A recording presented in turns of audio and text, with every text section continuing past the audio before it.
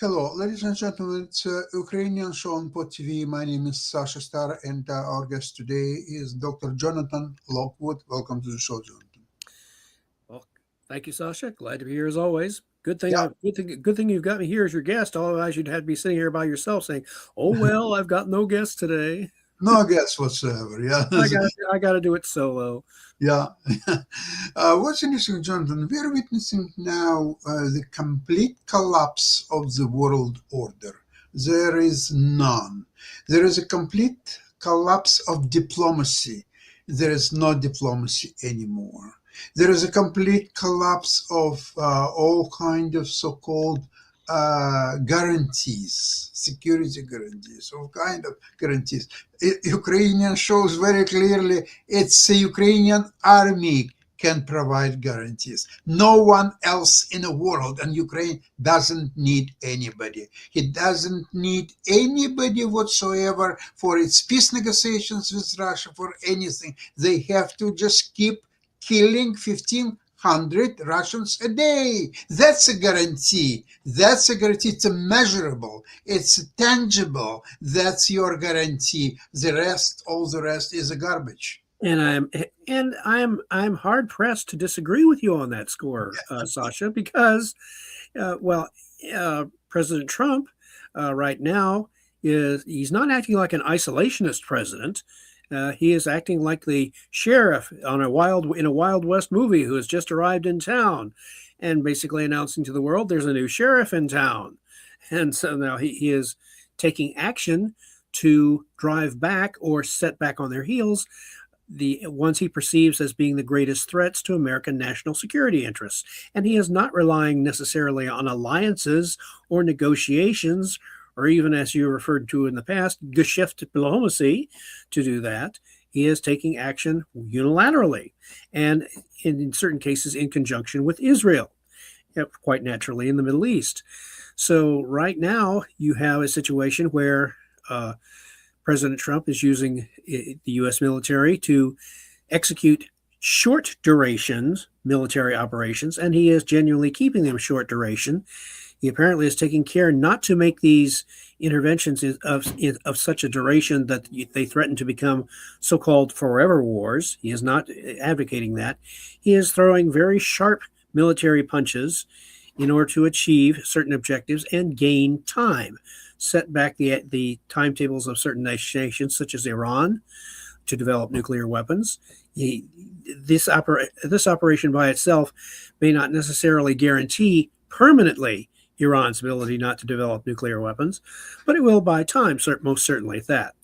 And so right now, you are correct. Ukraine is in the unique position of being able to play off of the United States actions and of actors such as Elon Musk, cutting off Russia's links with ability to use Starlink. The Russians are back in their heels. The Ukrainians are successfully launching a local counteroffensive on the Eastern Front to retake territory, and they continue to destroy certain aspects of Russia's military infrastructure. And I note carefully that they continue to destroy air defenses. Air defenses not just on the Eastern Front, but over Crimea. All of that, although Western analysts do not point this out, I've not seen or heard of any of them pointing out the possibility, but you and I and Ivan have recognized the possibility of Ukraine being able at some point in the not too distant future to follow up their successful counteroffensives on the Eastern Front so far with a more decisive counteroffensive, which will result in the liberation of Crimea. That will be the crown jewel in Ukraine's counteroffensives when it is successfully able to cut off reinforcements and logistics to Crimea, destroy the air defenses, and then, with whatever strategic reserve they have earmarked for the purpose, launch that decisive counteroffensive to force the surrender of the Russian occupiers in Crimea.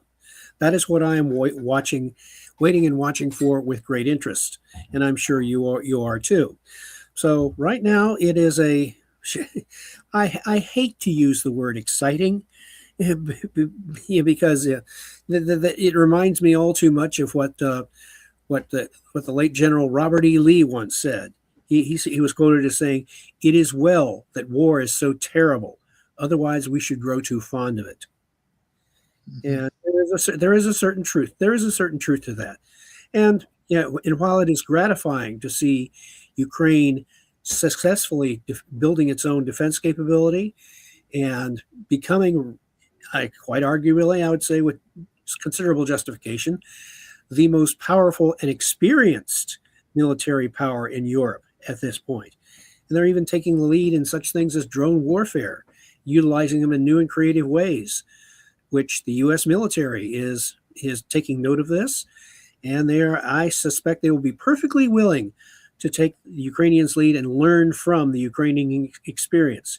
Because the U.S. Army does have, or certainly did have, and I suspect still does have, a lessons learned center in which they deliberately study the examples and things that can be learned from not only past wars way in the past, but the more recent past. Every time a war takes place that is of any significance, the U.S. Army takes pains to learn what can be learned for the United States Army's own military's own benefit. So there is that.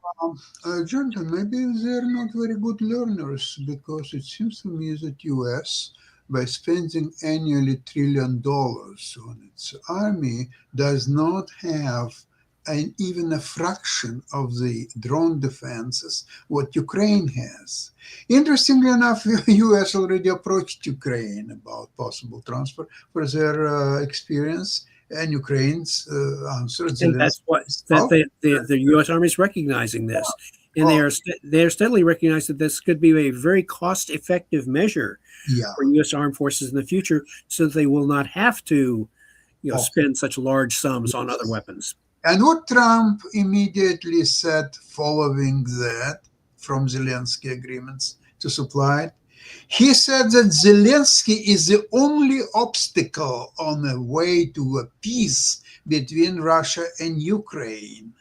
Well, he's correct in the sense if he thinks that Zelensky is going to negotiate a peace with Russia, which is of the kind that the others are encouraging it. They should not be encouraging Ukraine to give up anything, because there is no compelling need for them to do so. So does Trump doesn't listen to his advisors, or his advisors don't understand what they're talking about? What's the case? Now that's a good one. In the case of the recent firing of Kristi Noem, well, if you take that as an example, he decided that keeping her on as DHS secretary was too much trouble. Simply, she was not executing or carrying out her job in the way that he thought that she should be. In which case, I said, "Okay, we gave you your chance. Goodbye." Now, speaking further about Trump, so he made a decision, speaking about how it affects Ukraine, is that India should get Russian oil again because the Strait of Hormuz is blockaded and there is not, oil cannot move there. So India will suffer from the oil needs. And unless they want to go ahead and buy U.S. oil. Well, for whatever reason, Trump said that Russia now can sell oil to India, allowing Russia to even get to more money into their coffers to fight Ukraine. So this is kind of I don't see a strategy. I see okay, today we do this, tomorrow that, okay, now this is the enemy. You go to Venezuela, and now you go to Middle East. No, you go to Greenland, you go to Australia, you go over here, and you're going there. This is there is a thing that can be said about amusing thing that can be said about if we don't know what we're doing, the enemy doesn't know either. For sure, that's how you screw enemies. They Yeah. can't figure out what you're doing.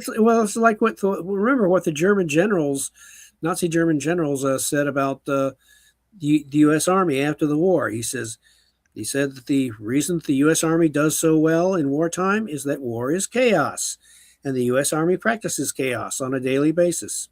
Yeah, They you're don't feel obliged. They were complaining because the American Army did not feel obliged to follow their doctrine. Yes, Jonathan, I agree with you totally, except that in preparation to this war, I think U.S. figured out that the Iranians don't have weapons to hurt United States. And they're right. They don't have any weapons of that magnitude. Not in the traditional sense.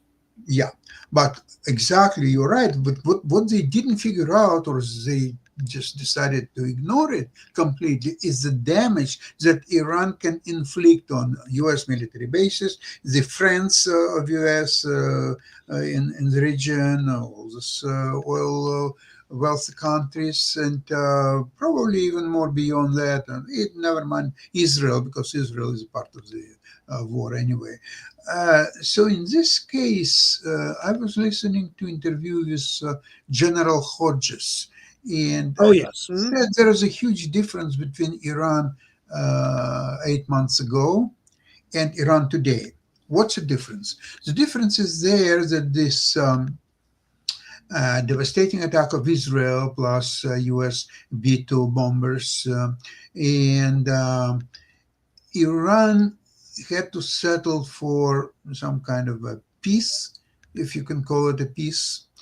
And as the situation today is very different. Obviously, looking at the huge advantage of the U.S. military machine versus plus Israel versus Iran, it is obvious to anybody that U.S. will prevail. U.S. will win this war. Because the U.S. is not going to overreach. Well, they're not going to try to physically occupy Iran. Well, we're coming to that because it seems to me that what Iran is prepared to do this time, unlike summer of last year, is to extract enormous prize for U.S. victory in this war. U.S. will not achieve victory without boots on the ground. So they will have to bring their boots on the ground. Alternative is only nuclear option, is just nuke Iran. Without this option or boots on the ground, they will not achieve any of these goals. They can continue to distract and kill and destroy these drones and ballistic missiles and so on. So Iran is building new ones as we speak. So that's not a recipe for achieving their objectives. We know what are the objectives. Probably we don't know what are the objectives. But if we don't know, and Trump doesn't know, and nobody knows, then what are the objectives anyway? Exactly. So you cannot achieve something what doesn't exist. Yeah. Okay? And as I pointed out in the past before into my classes and in my books, that what just about the most difficult thing for an intelligence analyst or anyone else to predict is when your opponent is about to do something stupid. Because everyone assumes, well, they must have some reason for doing what they're doing. Yet they always assume they're doing a form of mirror imaging or projection. They're acting as if their opponent is rational, logical, clear-headed, and has a predetermined goal. And you could argue that in a sense we have made the same mistake, in effect, with Russia's Putin. We are assuming that he is totally rational, logical. And of course, we meant to we intended to make NATO get larger by invading Ukraine and causing more members to join NATO. Oh yeah, we planned that all along. No, they were just being stupid. And so now they are. In this case, I am inclined to agree with you about the fact that there is no. That the United States did and does not have yet a clearly defined long-term strategy. What do we really want to achieve? as a result of this military action. They have some short-term and intermediate terms goals in mind, to be sure, but in terms of an overall grand strategy, like the United States had during the Cold War, of containment, which a grand strategy, which, by the way, both the Republican and Democratic leaders were Yes. willing to accept, no matter which party was in power during the Cold War. But presidents all agreed to adhere to the overall concept of containment and not try to change grand strategy for winning the Cold War. And this proved to be very politically stabilizing for the United States. And it also had the added virtue of providing a set of priorities to the U.S. military for how it would spend its resources on defining and using its military power. As long as you have a structure, as long as you have a set of clearly defined goals, then you have a basis for ordering your budget priorities, what you will spend your money on, and how you construct your military strategy and your doctrine subsequently. If you don't have that, if you have a lot of power and a lot of money, but you don't have a clearly defined strategy that orders your spending priorities for you, then unfortunately you get something similar to what the Pentagon has now with their concept of full spectrum dominance. That phrase, full spectrum dominance, that's what they want to achieve and have. Well, what that amounts to, really, when you look at it and you look at the spending that results, it simply boils down to more of everything is better. Well, again, and as someone else once pointed out, if everything is your priority, nothing is your priority. So, Well, it seems to me that it sounds almost unbelievable that the U.S. today is fighting the 20th century war and Iran is fighting 21st century war. And the U.S. is not really well prepared for it. Look at this use of shaheds, striking embassies and all kind of places like hotels and just almost anything in all the Gulf states. And they're fighting a form of asymmetrical war. They're not trying to strike. The use of shahed is, and the shahed is kind of very primitive weapon but the tragic is that they're using $1 million missiles to hit $50,000 shahed. Yeah. And they have the shaheds like millions and millions and more millions. Right. So it is not a cost-effective exchange.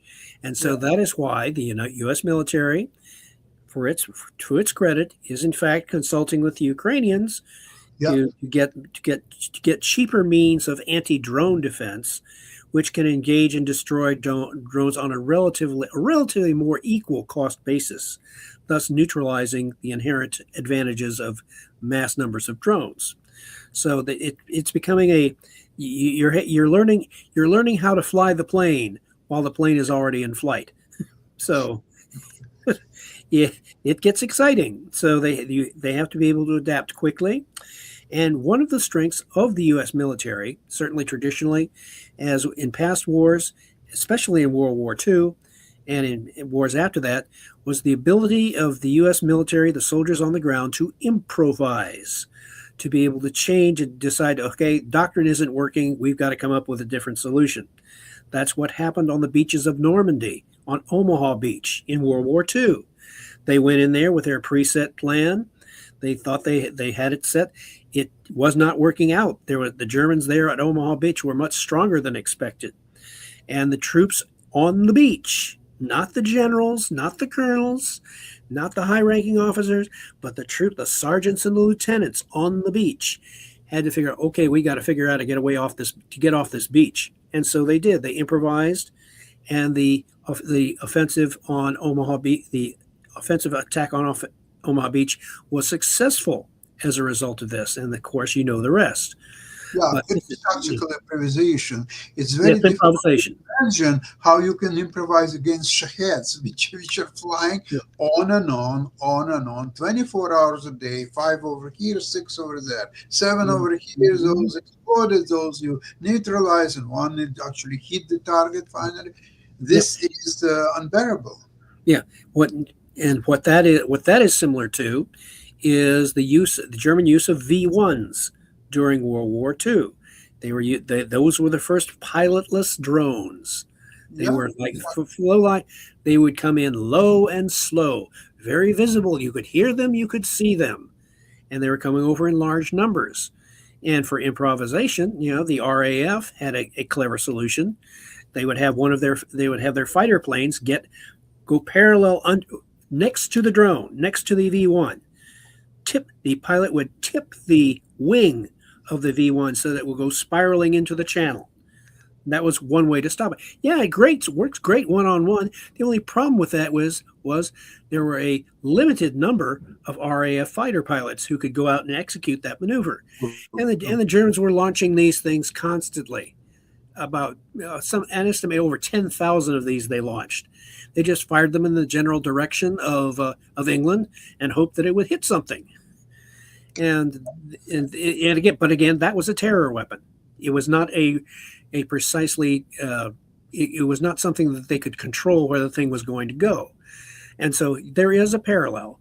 And now what the United States and its allies have to learn is to adjust, improvise, and adapt their counter weapons so that they can destroy these drones on a more equal basis without having to expend significant numbers of high-priced anti-missile missiles, which would be much better used to defend against larger targets that are actually directed against a specific Ukrainian target or U.S. target, for that matter.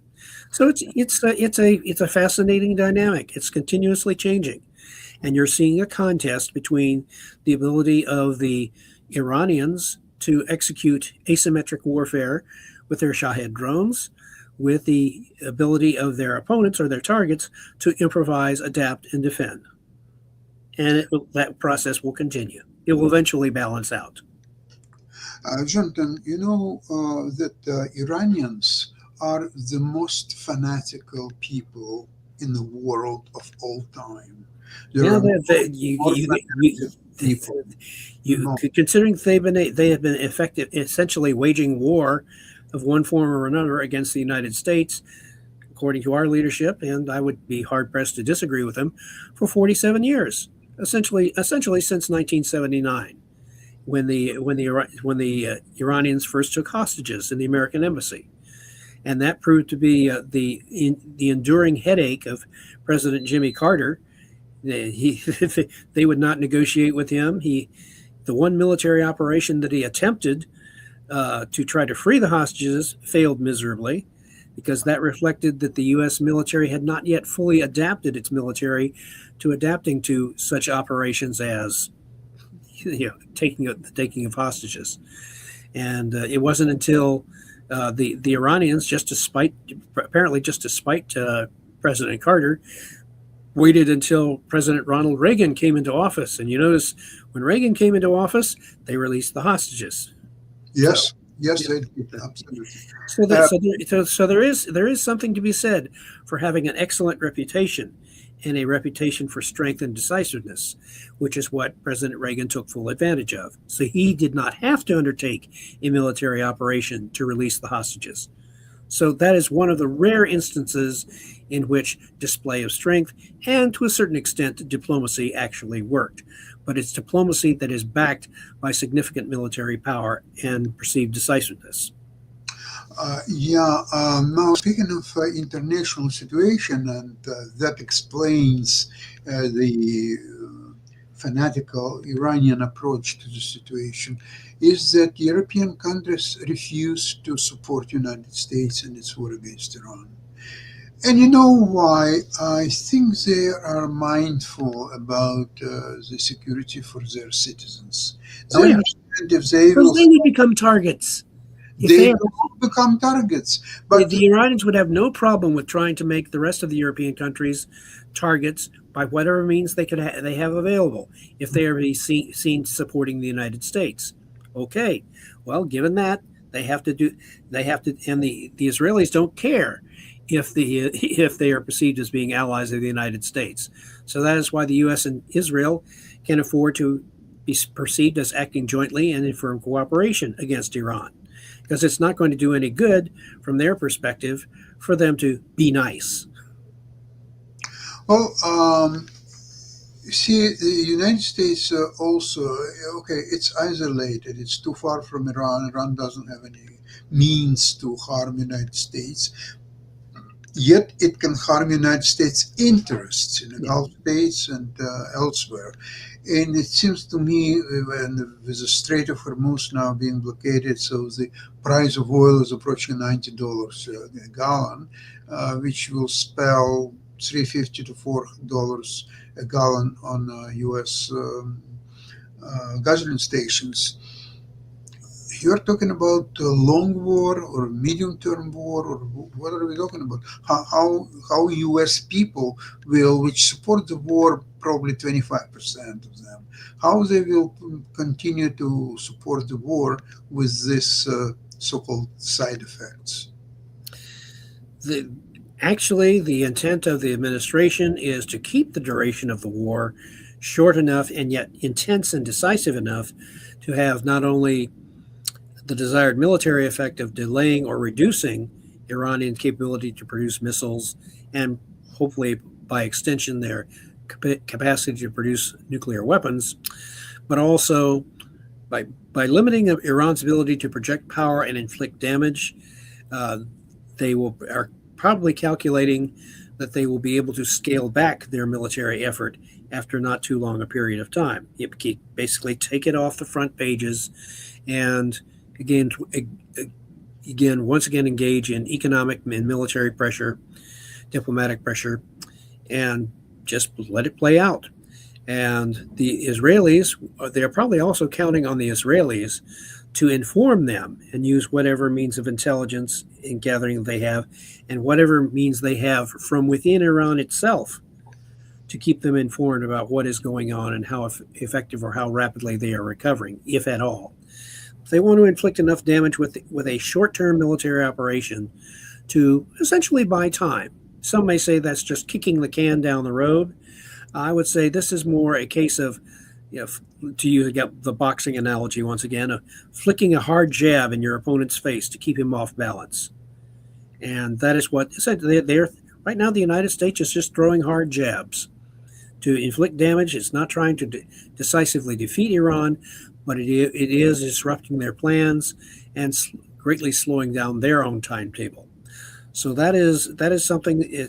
As I say, it's a very interesting contest, and in the absence, I would not assume that this is part of a pre-planned, well thought out national security strategy. They have the beginnings of one. They have the potential to generate one. It is not absent. They can build it around some of the concepts that they have already enunciated. But this is something that is going to eventually coalesce, based on the lessons they learned from this and other conflicts, into a more coherent national security strategy for the intermediate to long term. So this is still a work in progress. Right now, the United States has a decisive instrument in its hands.